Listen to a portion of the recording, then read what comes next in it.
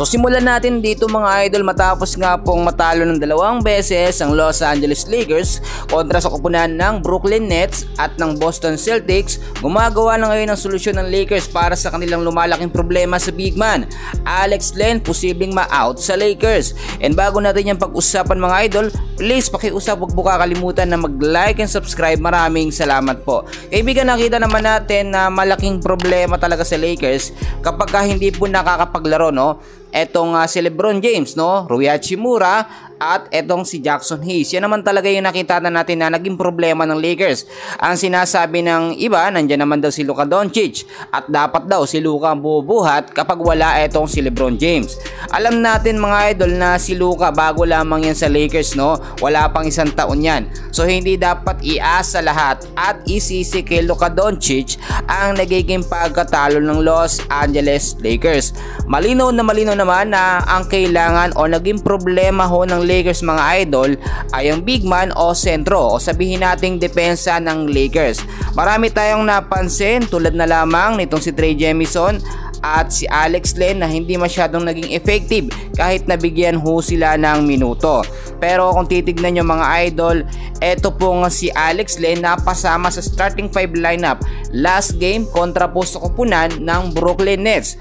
Nabigyan ho siya ng 13 minutes of playing time, merong 2 rebounds lamang at 2 assists pero hindi nakagawa ng puntos. Kahit yung dumakdak sa harap-harapan niya, yung ring mga idol, hindi niya magawa.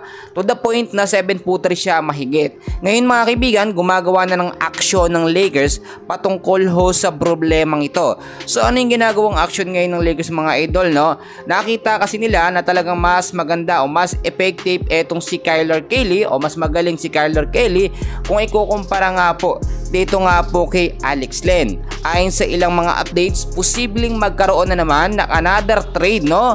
Another trade nga daw po kasi kasalukuyan ang komponent po ngayon ni Kyler Kelly ay pumirma po ng 2-way contract, no? May kontrata siya dito sa Dallas Mavericks. At na-waive naman ito lamang March 2, 2025. At alam naman natin, etong si Luka Doncic at yung ibang mga player ng Lakers nanggaling sa Dallas. So yung trade na sinasabi natin, posible pa rin mangyari yan. Yun ay kung papayag ko, etong Dallas Mavericks sa kagustuhan ng Lakers na makuha nga po eto nga pong si Kyler Kelly. Yan yung natatapik at pag-uusapan, lumalabas na mga updates patungkol kay Kyler Kelly.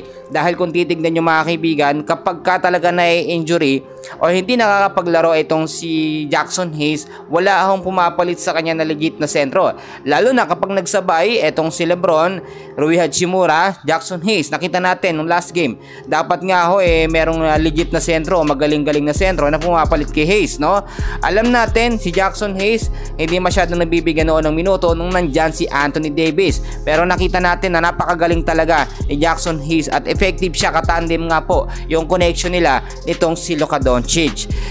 Trey Jemison hindi masyadong naging effective sa game. Nakita natin hindi ganun kagaling, no? At medyo risky kung pumapasok, matakaw din sa foul. At pangalawa, Alex Len sobrang takot na hindi man lang makagawa ng puntos mga idol sa kabila ng sobrang tangkad niya. Pasahan siya ng bola sa ilalim mga idol, napakadaling i-shoot mga kaibigan, ipuntos yun. Pero natatakot si Alex Len. Ang ginagawa niya, imbis na ititira niya, ipapasa niya, naaagaw patuloy, nata-turn over patuloy ng kalaban ang bola. Kung titignan niyo mga idol, ang starting 5 lineup talaga na original ng Los Angeles Lakers ay yung kayang magkaroon ng consistent win. Kaya nga po nagkaroon ng 8 straight wins po ang Los Angeles Lakers dahil hindi pa injury noon etong si Rui Hachimura, nandyan pa. LeBron James, syempre alam natin nandyan yan, no? Etong si Luka Doncic, Austin Reeves noon pa man, ang ganda ng mga rhythm ng kamay niya, pero bumabalik na naman daw yung sakit nitong si Austin Reeves.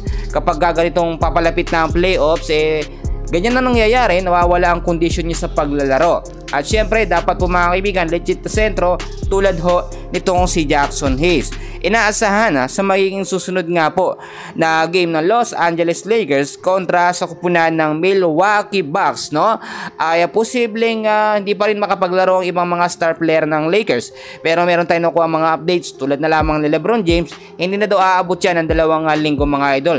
Ayon kasi sa update, ang injury ni LeBron James ay tatagal daw ng 1 linggo hanggang 2 linggo. Pero mismo si LeBron na mga kaibigan ang nagkumpirma na hindi niya patatagalin ng ganong katagal dahil nga magsusunod-sunod ang talo ng Lakers kapag wala ho etong si LeBron James. Sa kabilang pagkakataon naman mga idol, alam natin nagkaroon at malinaw yung naging dayaan.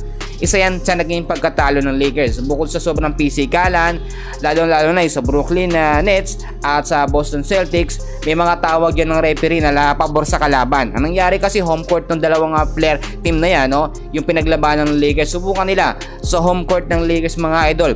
Magkakaalaman talaga kung sino magaling, no? Yung walang dayan, yung fair na fair talaga ang laban, no? Huwag yung dirty tactics. Well, para sa akin mga idol, Kyler Kelly, napaka-perfect na bakuhan ng Lakers, pamalit ho yan kay Alex Len. And please mga kaibigan, update ko ulit kay mamaya. Huwag niyo kakalimutan na mag-like and subscribe sa ating channel. Maraming salamat po.